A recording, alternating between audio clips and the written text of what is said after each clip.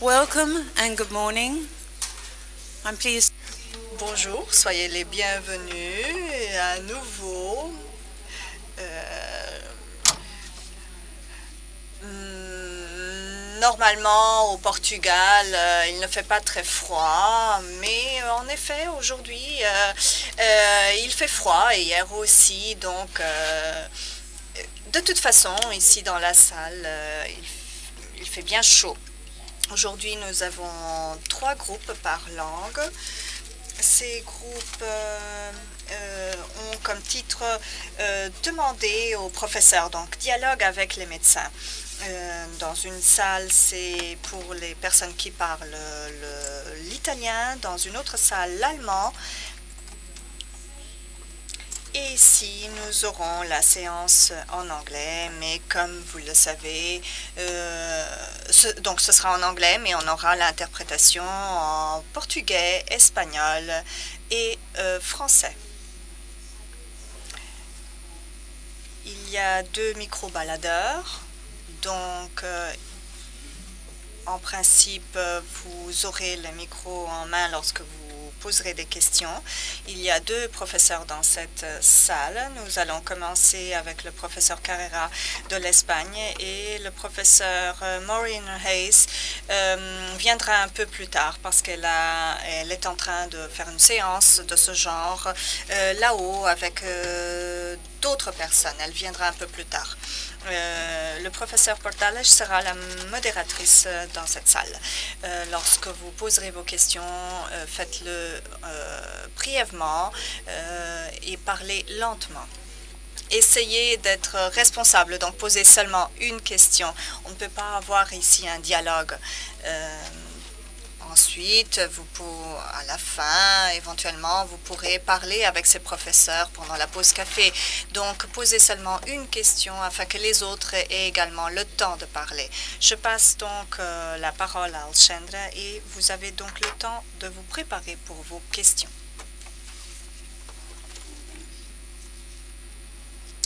Bonjour à tous.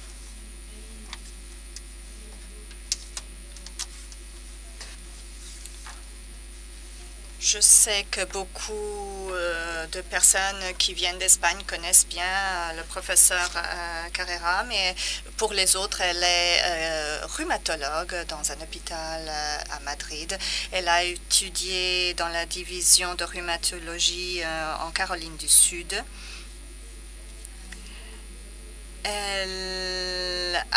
Elle est spécialiste en sclérodermie et elle travaille en collaboration avec les unités de transplantation pulmonaire. Elle est engagée dans beaucoup de projets de recherche transnationale.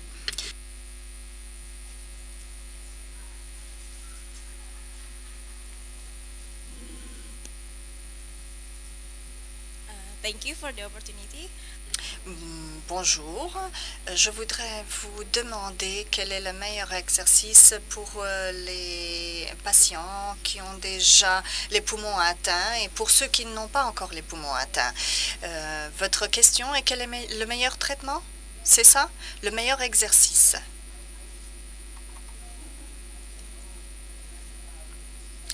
Je ne sais pas beaucoup je ne suis pas un spécialiste en kinésithérapie, mais n'importe quel exercice qui puisse aider à augmenter le volume pulmonaire, n'importe quel exercice respiratoire sera toujours bon, sera toujours positif. Par exemple, souffler dans un gant pour essayer de faire comme si c'était un ballon, c'est déjà quelque chose de positif.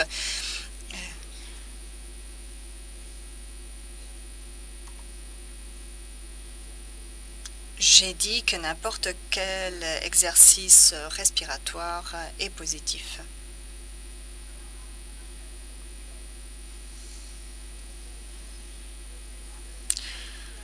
Je pense que le fait d'être actif est toujours quelque chose de très important. Dépendant de l'atteinte du poumon, vous pouvez avoir l'autorisation du médecin.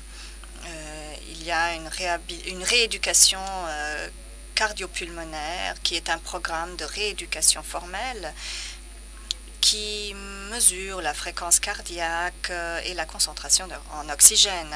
Les personnes sont sur un vélo pour faire cet exercice et c'est un bon exercice pour faire le dépistage parce que ainsi on peut voir quel est l'exercice, jusqu'à quel point les personnes peuvent faire de l'exercice sans avoir peu d'oxygène.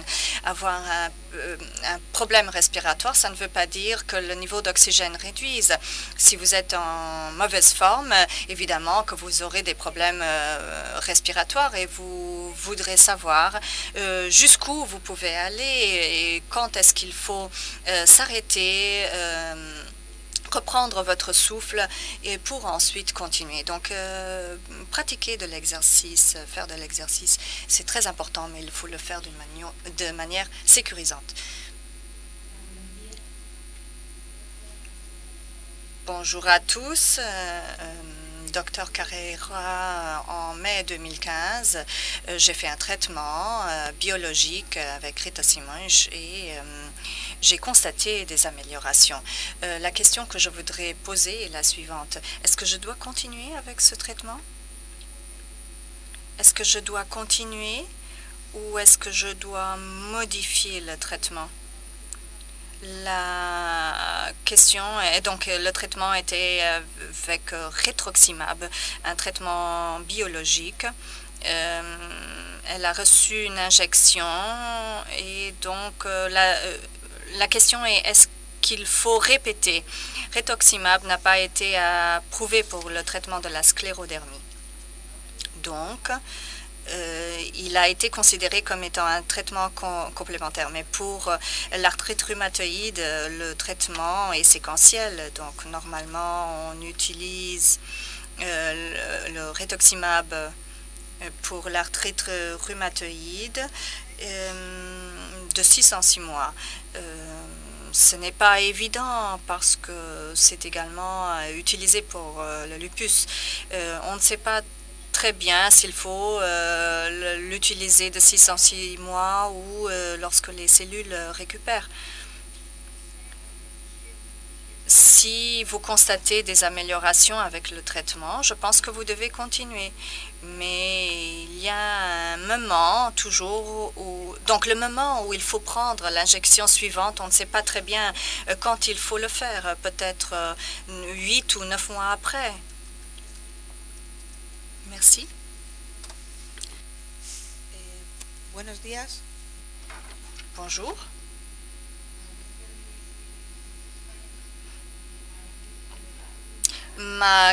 Je poserai ma question en anglais parce que mon anglais n'est pas suffisant pour poser cette question. Deux questions. Une qui concerne une personne qui est atteinte de sclérodermie, qui m'a demandé, elle a des problèmes sur les paupières. Elle m'a demandé si elle va continuer à avoir ce problème ou si cela va disparaître. En ce qui concerne le cancer, les tumeurs, si on a une tendance à être atteint de cancer ou de tumeur, parce que dans les différentes études, est-ce qu'il y a des études qui puissent nous donner une indication si on a une plus grande tendance à être atteint de cancer ou de tumeur pour qu'on puisse faire un diagnostic préalable?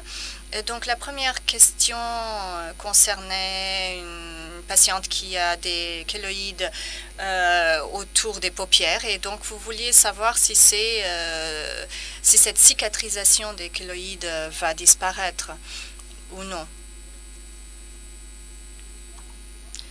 Je ne sais pas s'il s'agit de kéloïdes parce que ce sont des lésions qui apparaissent après une chirurgie. Peut-être que l'atteinte de la peau est différente et donc peut-être qu'elle va s'améliorer au fil du temps si la maladie est contrôlée. Lorsque la maladie est contrôlée, les problèmes de peau et sur le visage ne disparaissent pas rapidement. Est-ce que vous voulez ajouter quelque chose? Donc les kéloïdes autour des yeux ne sont pas très communs. Probablement, il ne s'agit pas de kéloïdes, mais tout simplement d'une atteinte de la peau sur le visage, peut-être un peu différente. La deuxième question était liée au cancer en sclérodermie. Au long des dernières années, beaucoup d'études ont été faites entre le cancer et la sclérodermie.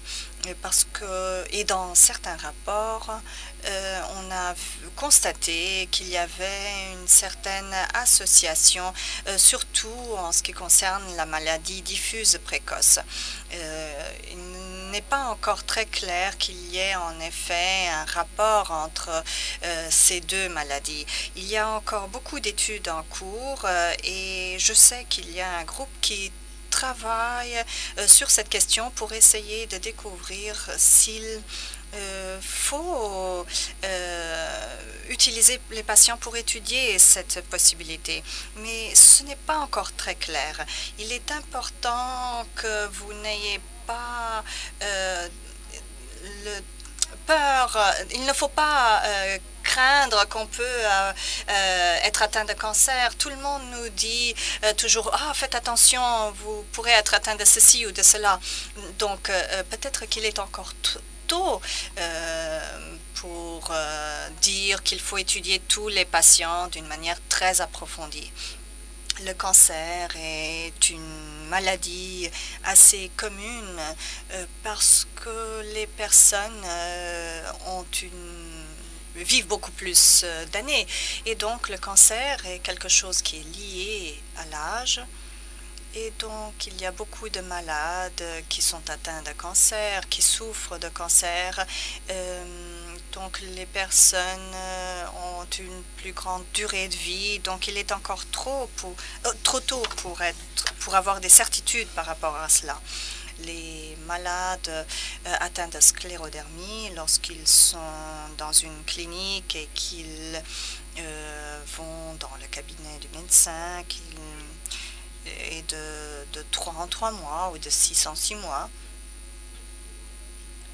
s'ils ressentent qu'il y a quelque chose de différent qui se passe, évidemment qu'il faudra le dire à votre médecin et le médecin va analyser le problème et voir ce qui se passe. Donc, je ne pense pas que les patients doivent faire des dépistages réguliers pour le cancer. Peut-être qu'au long des prochaines années, nous aurons des études qui prouveront qu'il faudra le faire et là, il faudra suivre les recommandations normales pour n'importe qui. Oui, je suis d'accord, parce que plusieurs études, mais pas toutes, plusieurs études ont constaté qu'il y a un plus grand risque de cancer chez les patients de sclérodermie. Néanmoins, cette incidence est faible. Si on pense que le risque est de 1 sur 1000 et si vous avez de la sclérodermie, le risque pourra être de 1 sur 900, donc le risque n'est pas doublé ou triplé. Ce n'est pas sûr que les personnes seront atteintes de cancer. Donc, l'augmentation du risque est assez faible. Et tel que le docteur Carrera le disait, la recommandation pour le dépistage du cancer chez les patients avec sclérodermie n'est pas différente de ceux qui ne sont pas atteints de sclérodermie. Donc, les recommandations sont les mêmes selon l'âge pour n'importe quelle personne. On peut avoir un sous-ensemble de malades atteints de sclérodermie qui peuvent avoir plus de risques. Et peut-être qu'après une étude sur ces personnes, on pourra changer les recommandations, mais ce ne sera jamais sur 100% des cas ou 50%. Donc, l'augmentation est vraiment les tendances qui augmentent, les risques qui augmentent sont très faibles. Buenos días, doctora Carreira. Me gustaría saber Bonjour, je voudrais savoir jusqu'à quel point les changements climatiques peuvent aggraver notre maladie. Et je le constate sur mon corps lorsqu'il fait très froid. J'ai normalement une crise. Parfois, je n'arrive même pas à savoir si c'est psychologique ou si c'est réel.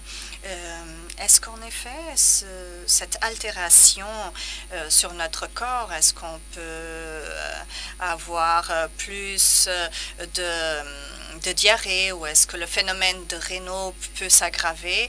Est-ce que c'est possible? Est-ce que ces crises peuvent survenir? Donc, la question est liée au changement climatique. Par exemple, le temps froid fait en sorte que les personnes qui sont atteintes de sclérodermie ne se sentent pas aussi bien. Et il est vrai que le temps froid aggrave le phénomène de Raynaud, mais vous me dites que votre inconfort s'aggrave, donc les poumons, l'appareil gastro-intestinal.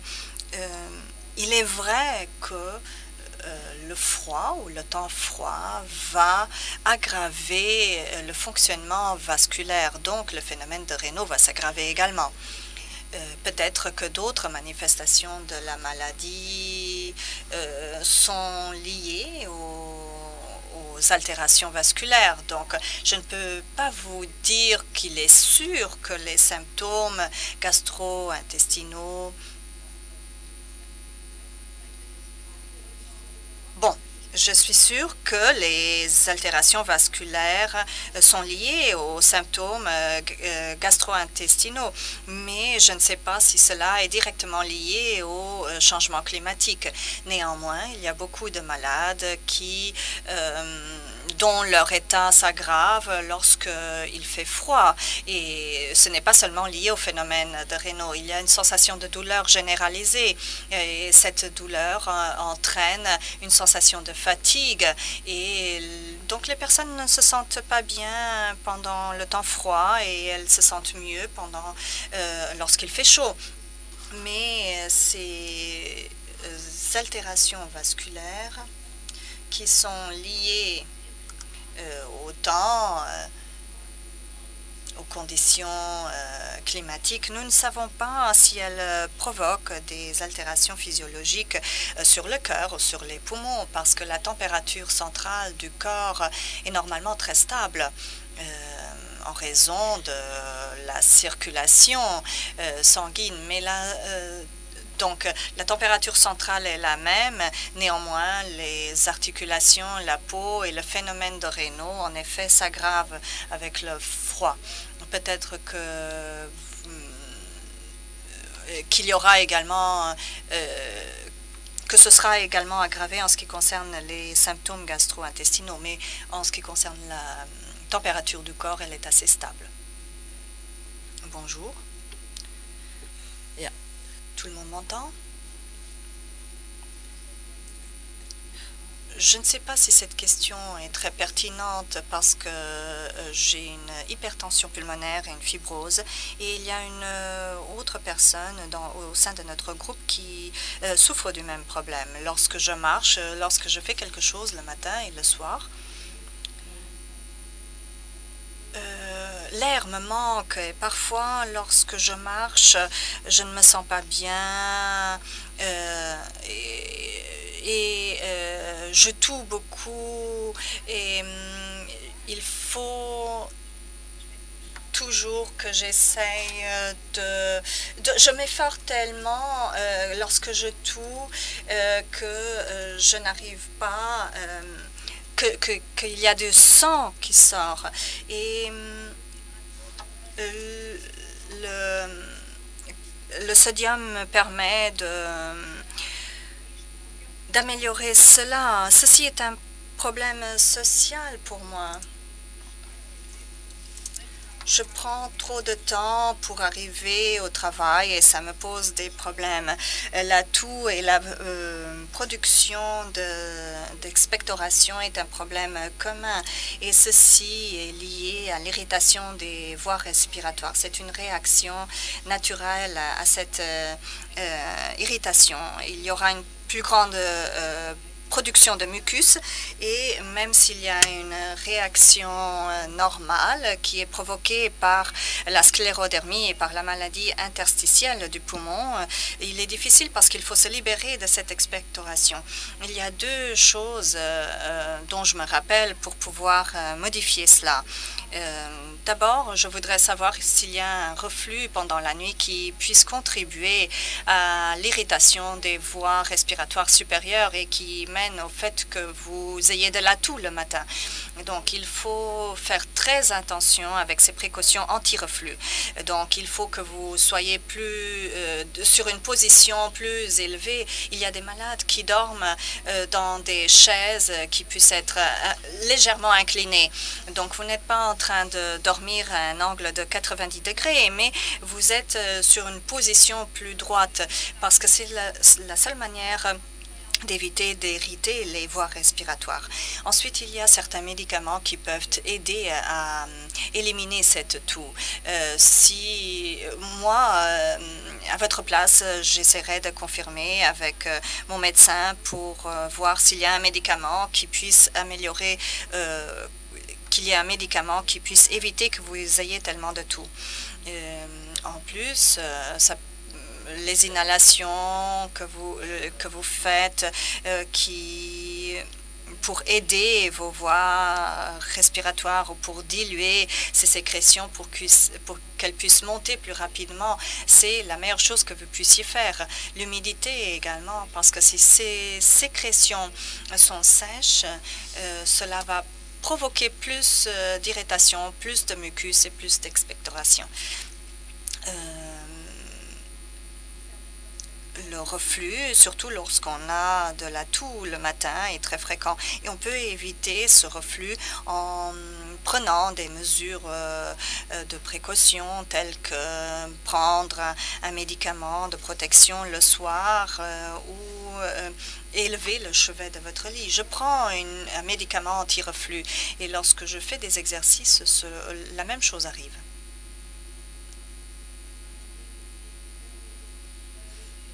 Les voies respiratoires sont irritées. Et ensuite, il y a une production de mucus et lorsque vous pratiquez de l'exercice, la respiration est plus lourde. Et cela va déclencher également plus de sécrétions. Mais si vous prenez déjà des médicaments anti-reflux, si votre chevet du lit est plus élevé, si vous évitez de manger trop tard le soir, je pense que vous faites déjà tout ce qui est possible. Bonjour.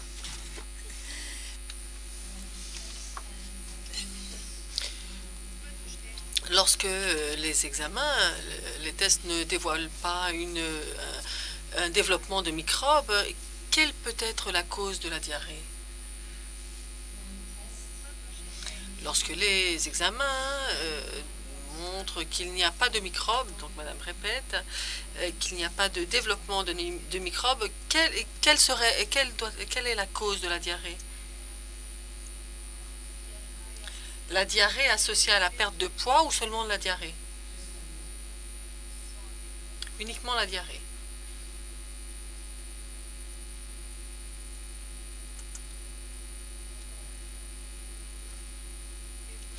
Le poids est stable.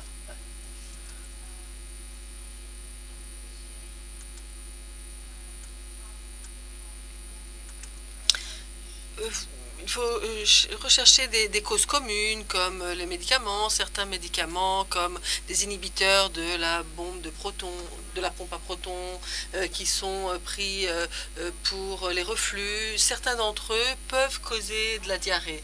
Donc maintenant il faut choisir entre avoir de la diarrhée ou avoir des reflux. L'excès du développement de bactéries associées à la diarrhée, je pense que on vous a dit que vous n'aviez pas ça, se traduit dans une perte de poids dans presque tous les cas. Et normalement, cela est associé à un modèle de diarrhée, de perte de poids pendant 5-6 jours. Et ensuite, l'obstipation pendant une semaine ou deux. Et ensuite, dilatation abdominale et on revient à la diarrhée. Si c'est cyclique et si c'est associé à la perte de poids, il me semble qu'il peut y avoir un développement de bactéries et parfois les tests, les examens ne sont pas positifs. Dans ce cas, il faut essayer des antibiotiques pour voir si ça peut aider. Parce que en 3-4 jours, les antibiotiques normalement peuvent être bénéfiques. Si ce n'est pas le cas, alors il n'y a pas de bactéries présentes. Si vous avez de la diarrhée sans aucun... c'est possible que ce soit les médicaments. Il faut parler avec votre médecin, voir si vous pouvez éliminer un médicament, si c'est ça qui provoque des selles liquides. Faire voir s'il y a un aliment également qui peut causer la diarrhée. Mais une diarrhée sans perte de poids, c'est un problème difficile. Et parfois, la seule solution est de changer la diète,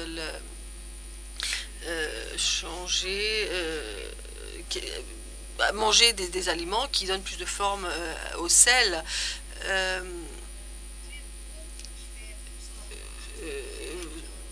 Avoir peu de sel solide par jour, c'est peut-être mieux que avoir beaucoup de sel liquide.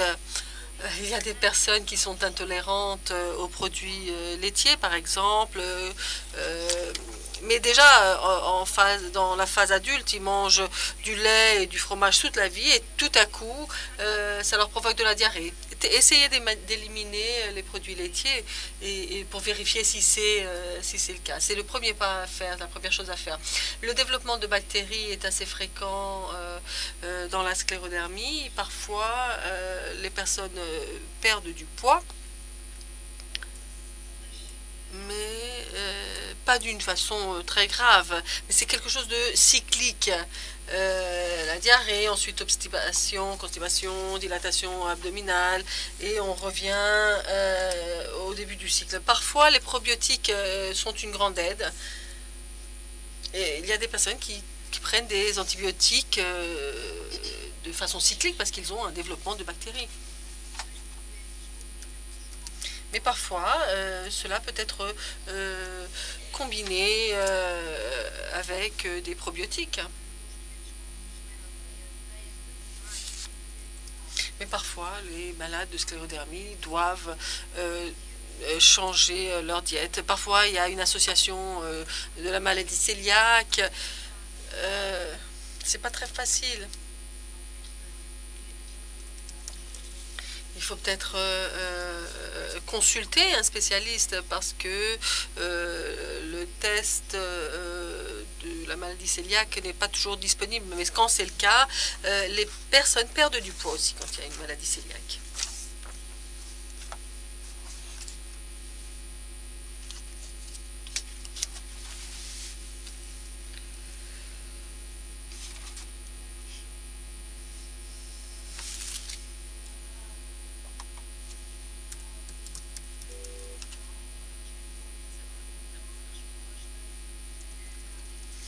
Nous n'avons pas entendu la question parce que c'était hors de micro, mais la réponse est s'il y a un équilibre pour une ingestion adéquate d'aliments. Tous les aliments sont bons.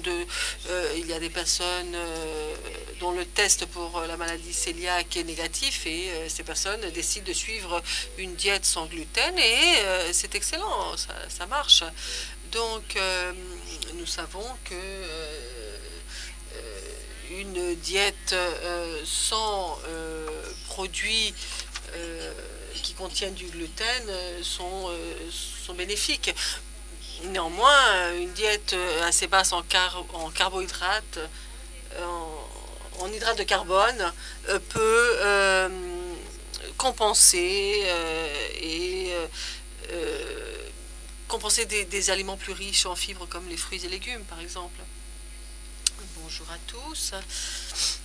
J'aimerais vous demander si nous qui avons les os décalcifiés et on a beaucoup de calcification dans différentes parties du corps, on nous demande de faire une alimentation pauvre en calcium. Et dans ce cas, nos os continuent à perdre du calcium. Y a-t-il un médicament qui nous permette d'amener du calcium à nos os sans le risque de continuer à augmenter nos calcifications?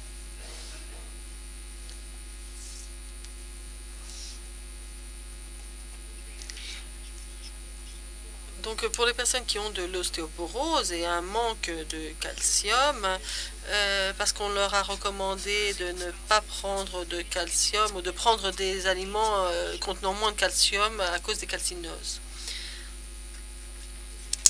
En fait, ce que l'on sait, c'est que la calcinose n'est pas directement liée au manque de calcium. Donc, on peut consommer des aliments contenant du calcium pour renforcer les os sans que cela ait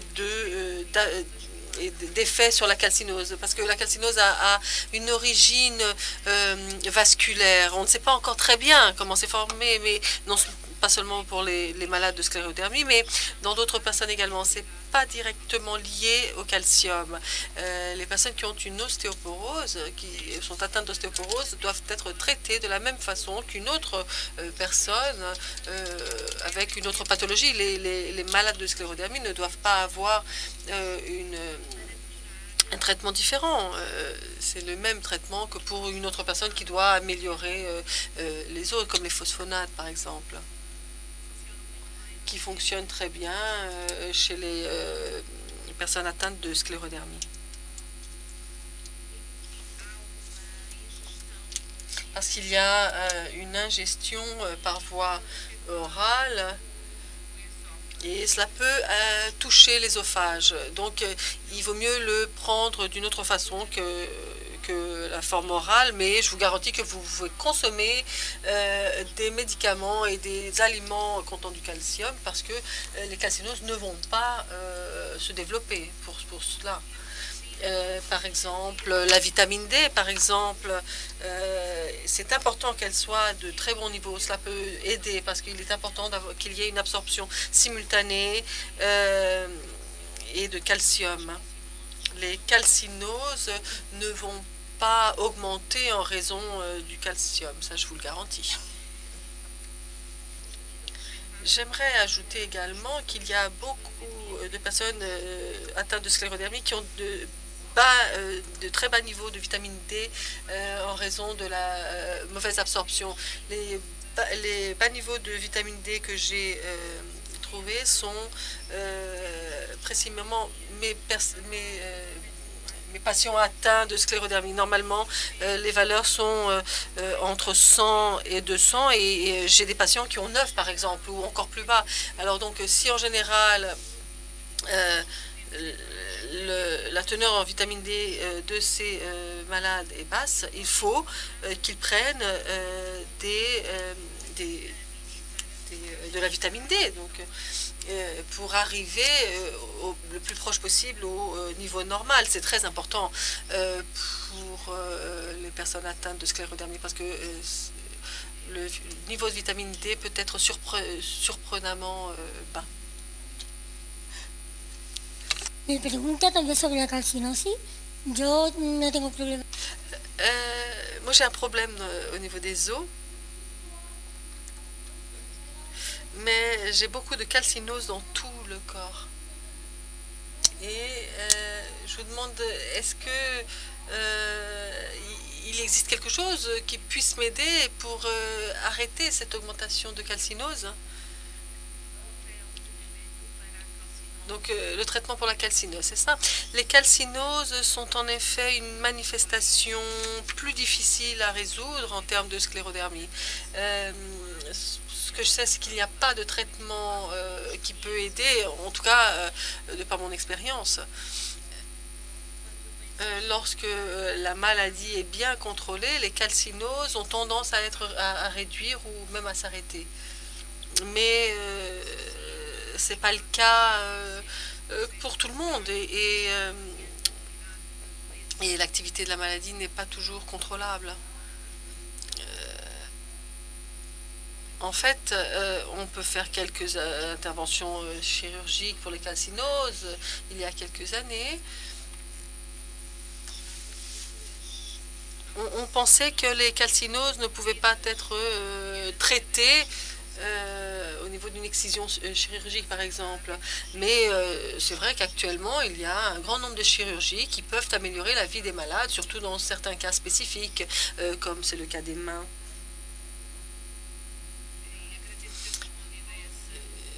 Merci d'avoir répondu à cette question.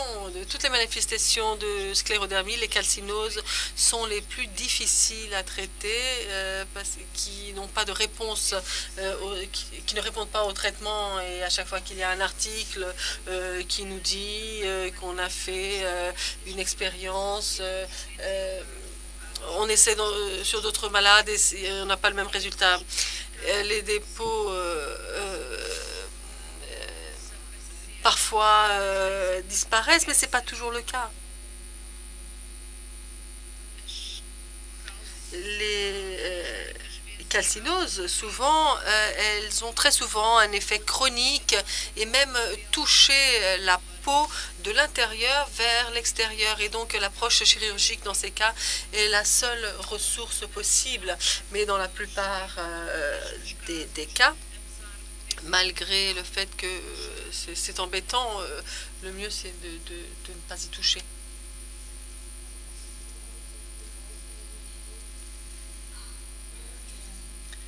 Bonjour. Je suis atteinte de sclérodermie et également je suis très rigide et donc mon médecin m'appelait la femme pierre. Pour la sclérodermie, la chaleur est bonne et pour l'emphysème, ce qui est bien, c'est d'avoir de l'eau plus fraîche. Alors j'aimerais demander, comment est-ce que je gère cela? L'emphysème n'est pas une association, normalement elle n'est pas associée à la sclérodermie. Néanmoins, la chaleur n'est pas très bénéfique pour cette maladie et le froid n'est pas bénéfique à la sclérodermie. Donc il faut chercher un équilibre.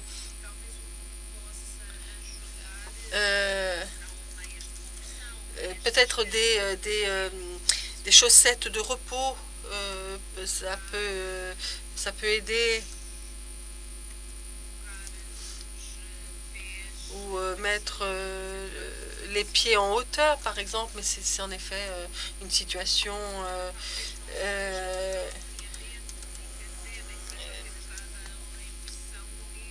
le lymphodème n'est pas lié à la sclérodermie parce qu'il y a vous avez la forme diffuse de la maladie, n'est-ce pas? Donc le diagnostic différentiel est un peu compliqué.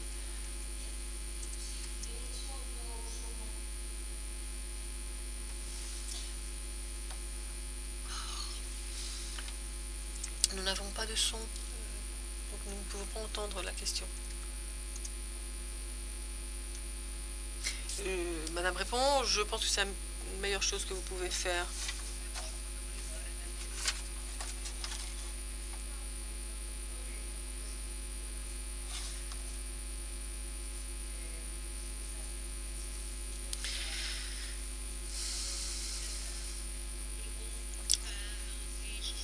Donc la question était liée au fait spécifique que cette dame a une sclérodermie diffuse et un lymphœdème. Mais en réalité, le diagnostic de lymphœdème n'a peut-être pas été assez bien fait. C'est peut-être une manifestation de la sclérodermie diffuse dont elle est atteinte. Le froid est bénéfique au lymphœdème, mais pas pour Raynaud. associés à la sclérodermie. Donc, je conseillerais l'utilisation de chaussettes de repos et la malade dit qu'elle c'est ce qu'elle fait déjà.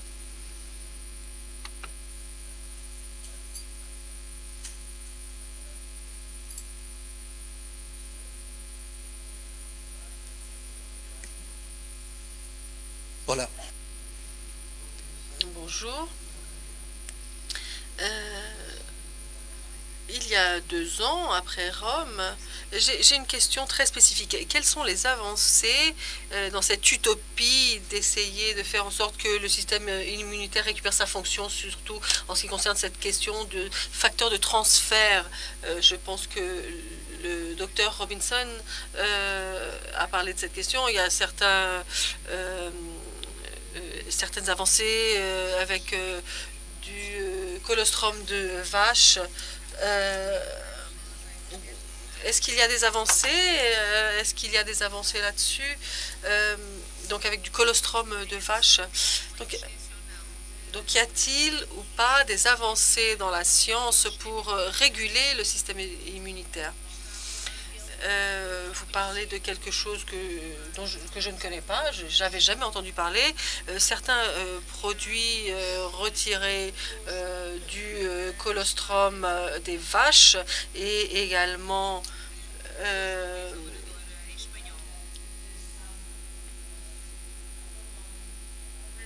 mais je ne connais pas ce genre d'avancée.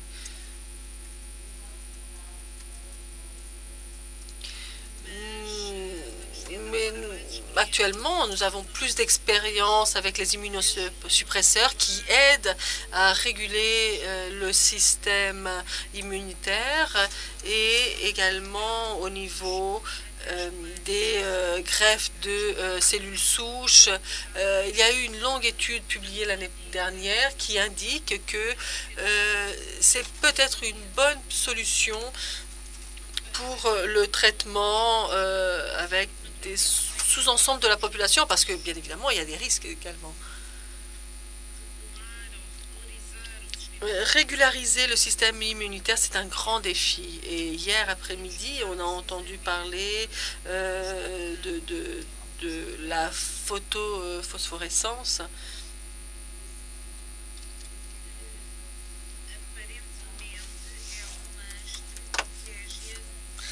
C'est une stratégie qui permet aux cellules d'augmenter et d'améliorer tout le système immunitaire.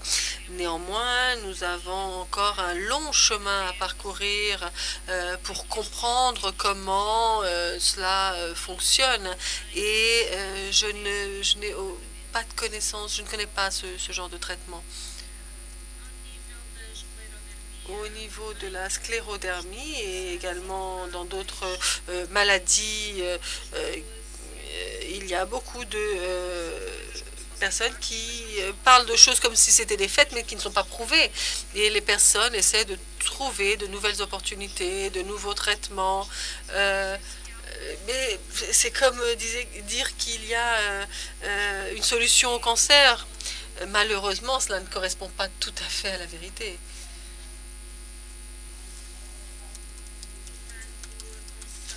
Donc, je vous conseille à être attentif à toutes ces informations, mais soyez un petit peu sceptique par rapport à certains traitements qui peuvent vous être proposés. Bonjour.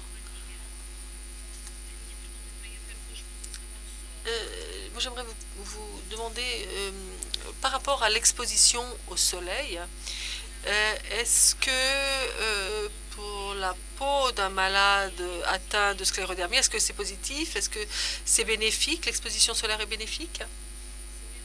Nous savons que les malades atteints par la maladie diffuse ont tendance à présenter une coloration un peu plus foncée de la peau.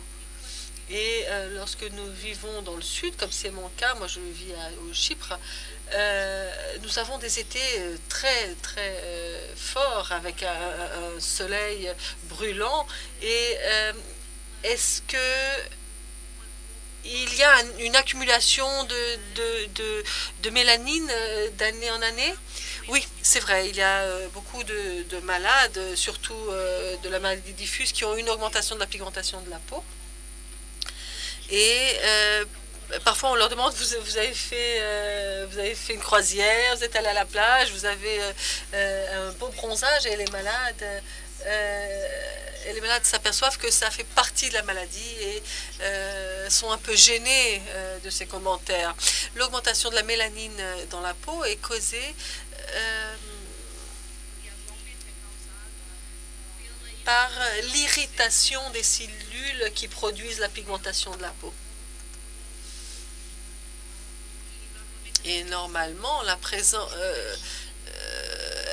elle surgit dans les 5 premières années de la maladie. Ensuite, au fur et à mesure que le temps passe et que l'on contrôle mieux la maladie, l'irritation disparaît et la peau perd la pigmentation augmentée qu'elle avait et elle revient et elle reprend sa couleur originale, mais d'une façon beaucoup plus lente que ce qui s'est passé auparavant. Donc la peau devient plus foncée dans un délai de 2 ans et elle pourra prendre 10 ans à revenir à la normalité.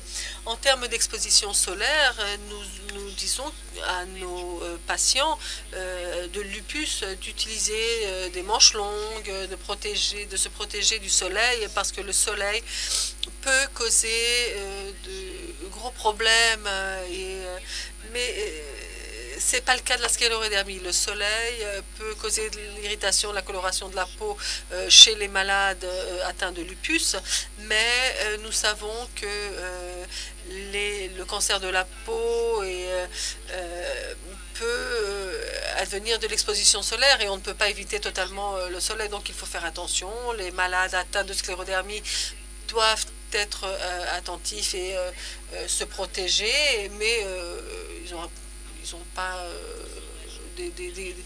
des attentions particulières. Éviter le soleil au début de la maladie parce que cette hyperpigmentation elle n'est pas présente chez tous les malades, mais parfois elle est très très rapide quand elle est présente, comme le professeur l'a déjà mentionné. Et certains malades ne développent même pas ce genre de réaction.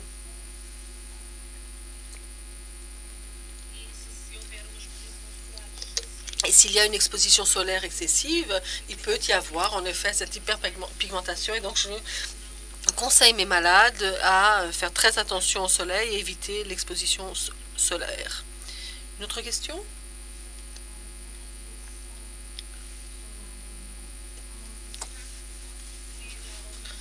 Est-ce que je peux demander à mon médecin qu'il me conseille quelques mécanismes ou dispositifs de façon à mesurer l'épaisseur de ma peau?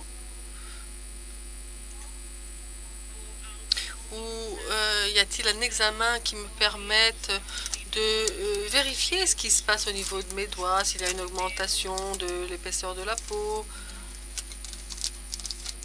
Parce que lorsque je fais mes visites médicales régulières, ce serait important de pouvoir l'informer de cette évolution. Y a-t-il un examen, des ultrasons ou un autre genre de choses? La réponse rapide à votre question est non. Nous, on utilise la classification de la peau, Skin Score. Elle est analysée de 0 à 3, fine, moyenne et épaisse. Et en tant que médecin, on peut analyser si les personnes ont stabilisé ou s'il y a eu une aggravation des symptômes. Et tous les doigts chaque doigt a une classification. Et lorsqu'on fait le suivi des malades pour vérifier la progression, on fait l'analyse de la main et on vérifie s'il a une extension, si la main a raccourci même. Normalement, je mesure la main de la pointe du pouce au dernier doigt, voir si ça a augmenté, s'il y a une aggravation des symptômes.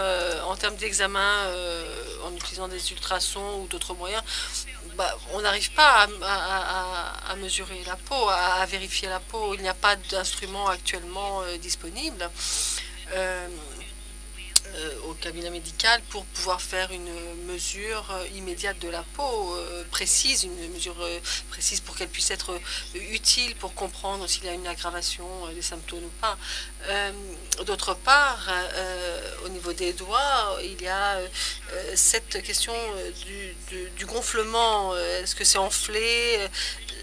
La peau peut paraître plus épaisse à cause du gonflement et tout au long de la journée, quand on bouge les mains, cela change un peu. Mais ça n'a rien à voir avec le collagène de la peau et avec l'élasticité de la peau, mais avec l'édème. Il y a quelques années, on utilisait un instrument. Il y a eu quelques essais cliniques sur cet instrument qui était utilisé pour mesurer la peau, mais c'était une espèce de thermomètre. Mais à mon avis, c'est pas la peine de l'utiliser de façon régulière. Il n'est pas très précis.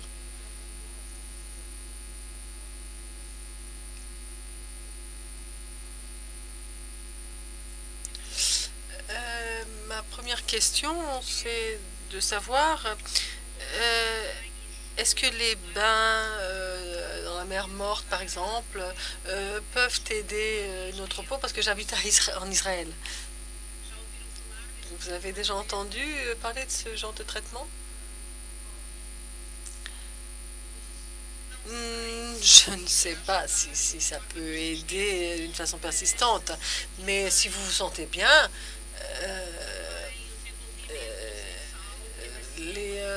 le sel également qui peut adoucir la peau peut avoir un effet très bref et peut durer très peu de temps. Deuxième question, la différence entre la sclérose localisée et la sclérodermie, est-ce que c'est lié aux capillaires, dans les poumons, des lésions dans les jambes? Je connais une malade qui a ces caractéristiques et qui a un diagnostic étrange. C'est pour ça que je vous demande ça.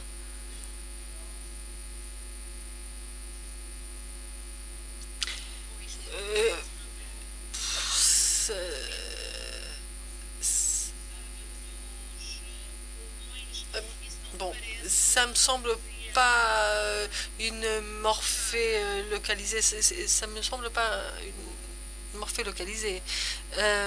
Mais normalement, il n'y a aucune implication des poumons, de l'appareil digestif.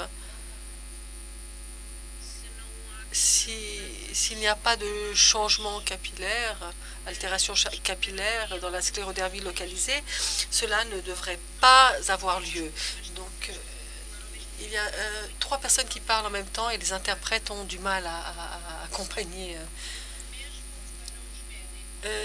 Même pour les médecins.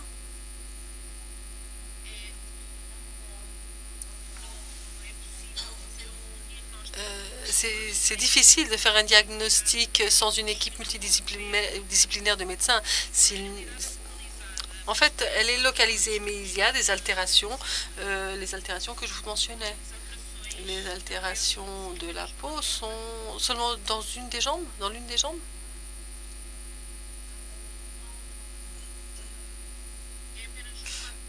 C'est dans une dans certaines zones également, dans les bras et dans le torse.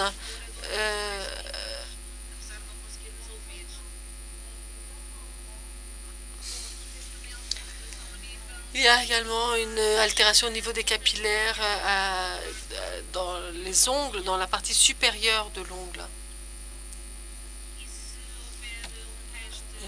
S'il y avait un test dans l'œsophage, on vérifie qu'il y a des personnes qui n'ont pas de symptômes et qui n'ont aucune maladie et qui présentent des anomalies au niveau de l'œsophage. Donc, avec la description de votre fille, je comprends votre inquiétude qu'on puisse passer à une forme systémique qui est très rare, heureusement. La meilleure façon de définir cela, c'est laisser passer le temps, malheureusement. S'il n'y a pas d'altération au niveau des capillaires, des ongles, et s'il n'y a pas de progression, par exemple, de l'application pulmonaire et de l'œsophage, on peut en effet penser à la morphée et non pas à la sclérodermie. Ça fait 6 ans, elle a 14 ans maintenant et ça fait 6 ans qu'elle est dans cet état.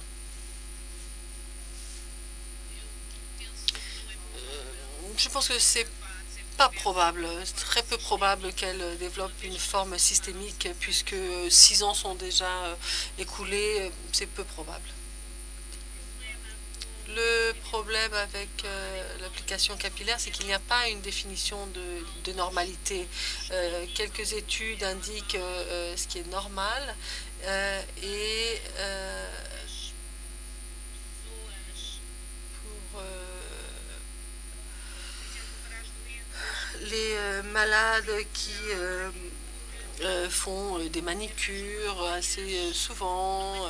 C'est pas facile de détecter s'il y a de la capillarité ou pas, ce qui rend les choses beaucoup plus difficiles. Dans ce genre de maladie, les tests devraient être faits par des médecins avec beaucoup d'expérience au niveau du traitement de la sclérodermie.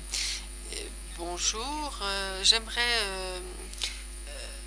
demander qu'est-ce qu'on doit prendre comme médicament pour les mains, pour les personnes qui ont du mal à bouger leurs mains. Apparemment, il y a une nouvelle injection pour les mains. C'est ce que mon ami voudrait savoir.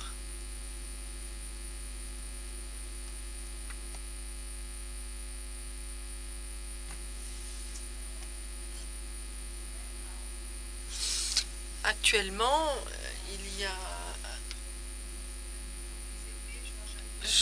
Malheureusement, je dois vous dire ce que j'ai déjà dit auparavant. Il y a des personnes qui vendent des choses, qui disent ça c'est fantastique, ça va vous guérir, ça va vous aider.